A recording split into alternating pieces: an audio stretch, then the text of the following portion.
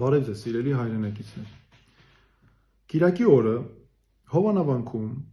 Փաշինյանի անմիջական կազմակերպմամբ կատարվելու են արարքներ, որոնք հանցագործություն են։ Այս արարքների կատարմանը նա նաև ներգրավել է արդեն նախկին հոգևորական կարգալույց հռչակված Ստեփան Ասատրյանին։ Ինչու եմ ես սա ասում։ Հայաստանի քրեական օրենսգիրքը 290-րդ հոդվածը քրեական պատիժ է նախատեսել կրոնական ծեսի կատարումը խոչընդոտելու համար, ինչպես նաև ավելի ծանր պատիժ, եթե դա կատարվել է ծառայողական լիազորությունն օգտագործելով կամ այդ լիազորության պայմանավորված ազդեցությունը օգտագործելով։ Նախկին քահանա Ստեփան Ասատրյանի պարագայում ակնհայտ է, որ նա վայելում է անձամբ Փաշինյանի հովանավորությունը։ Նաև ակնհայտ է, որ նա ինքը գիտակցում է, որ Փաշինյանն անձամբ կանգնած է իր մեջքին։ Խոսում է 10,000 մարդ բերելու մասին, խոսում է ուժի դիրքերից, սպառնում է։ Սա նույնն է, որ ասենք Հայաստանի որևէ քաղաքացի, որ կապ չունի հոգևորականության հետ կամ հոգևորական չէ, գնա փակվի Հայաստանի վանական համալիրներից կամ եկեղեցիներից որևէ մեկում եւ ասի, դե մենք 10,000 հոգով ենք, դուրս չեն գալի այլևս, հələ եկեք տեսնենք ոնց եք մեզ այստեղից հանում։ Ակնհայտ է, որ Ստեփան Ասատրյանի հետ տարվել է նախապատրաստական աշխատանք եւ տարվում է այդ աշխատանքը, որ նրան սովորեցրել են, բայց նրան լավ չեն սովորեցրել։ Եվ սիրելի հայրենակիցներ, նաև ես ուզում եմ ասել, որ իմ այս խոսքը նպատակ չունի կոնկրետ պաշտպանել ամենայն հայոց կաթողիկոսին կամ նրա անձը,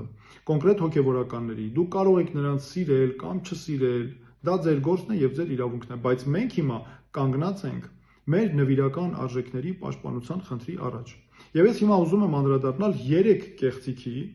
որոնք տարածում են անձամբ Փաշինյանը եւ քաղաքացիական պայմանագիր խմբակցության падգամավորները։ Առաջին կեղծիքը վերաբերում է նրան, թե իբր աշխատանքային օրենսգրքով են կարգավորվում հոգևորականին ձեռնադրելու եւ կարգալույց անելու հարցերը։ Սա բացարձակ աբսուրդային գաղափար է, որովհետեւ աշխատանքային իրավունքը ընդհանրապես կիրառելի չէ այս հարցերի նկատմամբ։ Հոգևորականին ձեռնադրելը եւ կարգալույց անելը կարգավորվում են եկեղեցական հոգևոր կանոններով։ Այս մասին մենք հստակ նաև իմանում ենք, երբ ուսումնասիրում ենք Մայրաթորի հայտարարությունները։ Այդ թվում Մայրաթորի հայտարարությունը Ստեփան Ասատրյանին կարգալույց անելու վերաբերյալ, որտեղ Մայրաթորը, ամենայն հայոց կաթողիկոսը ղեկավարվել է եկեղեցական հոգևոր կանոններով։ Նաև ուզում եմ հատուկ նշել, որ գոյություն ունի միջազգային պրակտիկա, մարդու իրավունքների եվրոպական դատարանի նախադեպային որոշումներ, որոնք հստակ ամրագրում են, որ եթե կրոնական կազմակերպությունը ընդունում է այնպիսի որոշումներ, որոնք հիմնված են հոգևոր կամ կրոնական կամ եկեղեցական կանոնների վրա, ապա այն օրենքները, կարգերը, հրամանները, որոնք ընդունել է խորհրդարանը կամ ազգային ժողովը, նախարարներ, կառավարություն, կիրառելի չեն սրանց նկատմամբ։ Եվ Ստեփան Ասատրյանը, որ իր խոսքում համեմատություններ է անում հայցվորի ու պատասխանողի հետ, ակնհայտ է, որ սրանք վերաբերելի չեն մեր գործին, որովհետև չի կարող ոչ քաղաքացիական դատավարության օրենսգիրքը, ոչ քրեական դատավարության օրենսգիրքը, որ նմանատիպ որևէ այլ ակտ կիրառելի լիներ այս հարցերի նկատմամբ։ Հաջորդ կեղծիքը վերաբերում է նրան, թե եկեղեցիները չեն։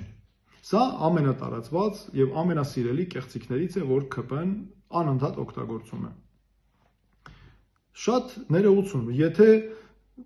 եկեղեցականները չեն, բա ովքեր են այդ դեպքում, ինչ է կազմում եկեղեցին, պատերն են, քարերն են, ծառերը,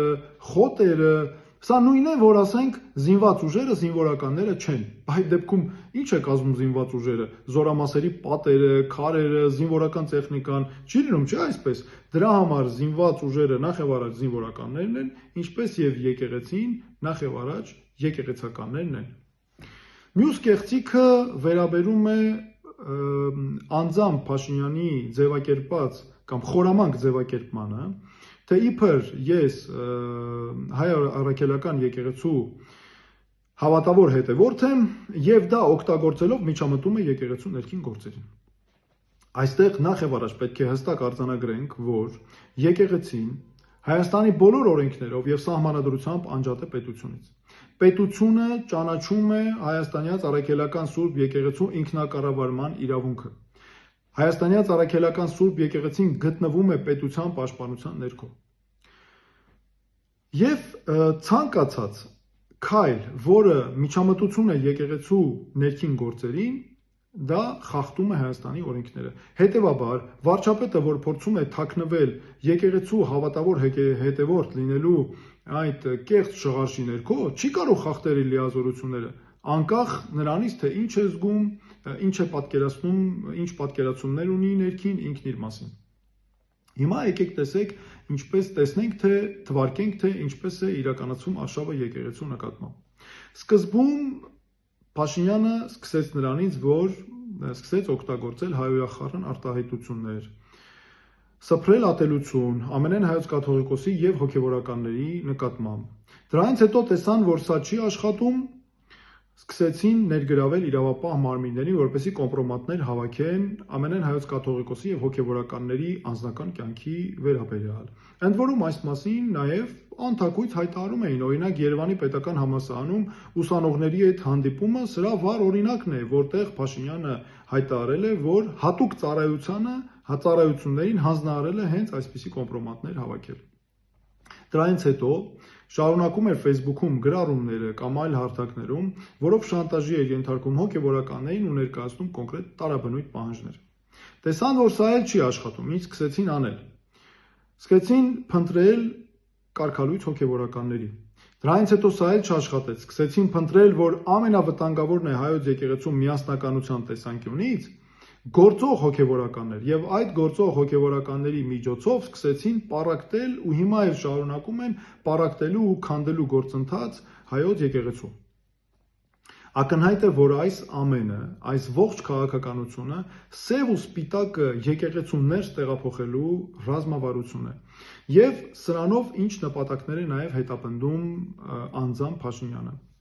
Նախ եւ առաջ կատարել ադրբեջանական պահանջները, ադրբեջանական իշխանությունը հռչակել է հայոց եկեղեցին որպես թշնամական կառույց եւ 5-րդ չարասյուն։ Այս մասին անընդհատ խոսում է նաև Փաշազադեն, որը նրանց հոգևոր առաջնորդն է։ Փաշինյանը նպատակ ունի սրանով եկեղեցին, այս արշավով եկեղեցին դարձնել ՔՊ-ի քարոզիչ եւ ՔՊ-ի կցորդ։ Ու առհասարակ ակնհայտ է, երբ ուսումնասիրում ենք հատկապես Փաշազադեի հայտարարությունները, որ Փաշազադեն ու Փաշինյանը գործում են այստեղ իրար լրացնելով։ Ուզում եմ նաև հստակ, որպեսզի մենք արձանագրենք, սիրելի հայրենակիցներ,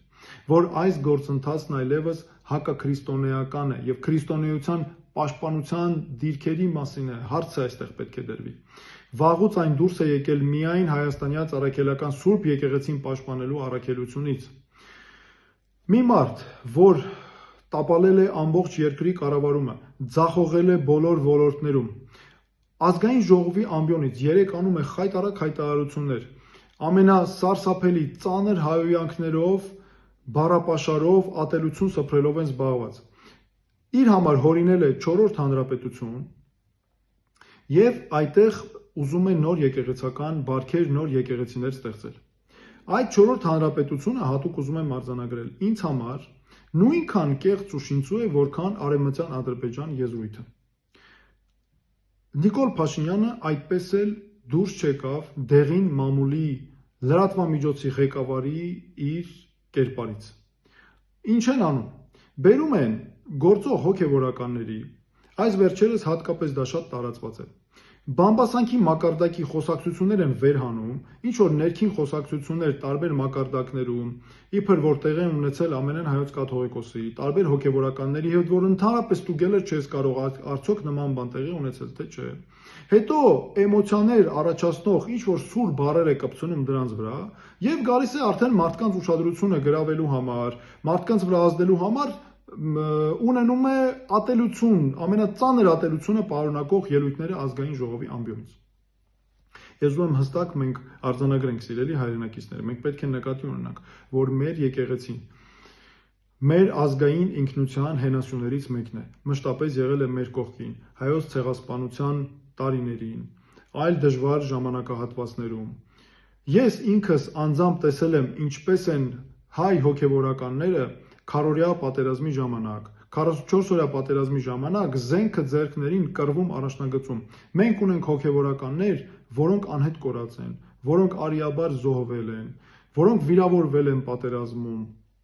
եւ մինչեւ հիմա էլ շարունակում են իրենց ծառայությունը։ Ես ուզում եմ նաեւ դիմել մեր հայրենակիցներին, սիրելի հայրենակիցներ, չպետք է տրվել սադրանքների, պետք է լինենք մեր ազգային արժեքների պաշտպանության դիրքերում, չպետք է տրվենք կեղծիքների, չպետք է հավատանք մի մարդու, ով ասում է ես Ստեփան Ասատրյանի կարգալույծ լինելը չեմ ընդունում, այն պարագայում, երբ ստացվում է ինքը ընդունում է, նրա ձեռնադրված լինելը նույն ամենայն հայոց կաթողիկոսի կողմից։ Այստեղ ակնհայտ է այս հակասությունները, ակնհայտ են, որ խոսքը միայն քաղաքական իշխանություն պահպանելու եւ ադրբեջանական պահանջները կատարելու մասին է։ Ես դիմում եմ նաեւ իրավապահ մարմինների ներկայացուցիչներին, սիրելի գործընկերներ, սիրելի ընկերներ, ակնհայտ է, որ Նիկոլ Փաշինյանն անձամբ օգտագործում է ձեզ իր քաղաքական նեղ շահերի համար, հեղինակազրկում է ձեզ ժողովրդի աչքի առաջ։ Դուք բոլորդ պատվարժան սպաներ, անցել եք ձեր ծառայությունը, ստացել եք բարձր կրթություն, ու հիմա ինչ է ստացվում։ Ստացվում է, որ մի մարդ, ով միայն մտածում է իր քաղաքական պաշտոնի մասին, օգտագործում է ձեզ, վարկաբեկում է ձեզ։ Ես խնդրում եմ նաև դուք հիշեք, որ դուք մեր հասարակության մասն եք։ Մեր հոգևորականները նաև արել են ձեր երեխաների մկրտություններ, տարբեր ծիսակատարություններ, եւ մենք բոլորով պետք է լուծենք մեր խնդիրները։ Մենք իրար թշնամիներ չենք, մենք իրարով պետք է լինենք, որպեսզի կարողանանք ուժեղացած դուրս գալ այս վիճակից եւ լուծենք մեր բոլոր խնդիրները։ Շնորհակալություն այսքանը եւ Աստված պահապան հայոց պետականությանը, մեր ժողովրդին եւ հայոց եկեղեցուն։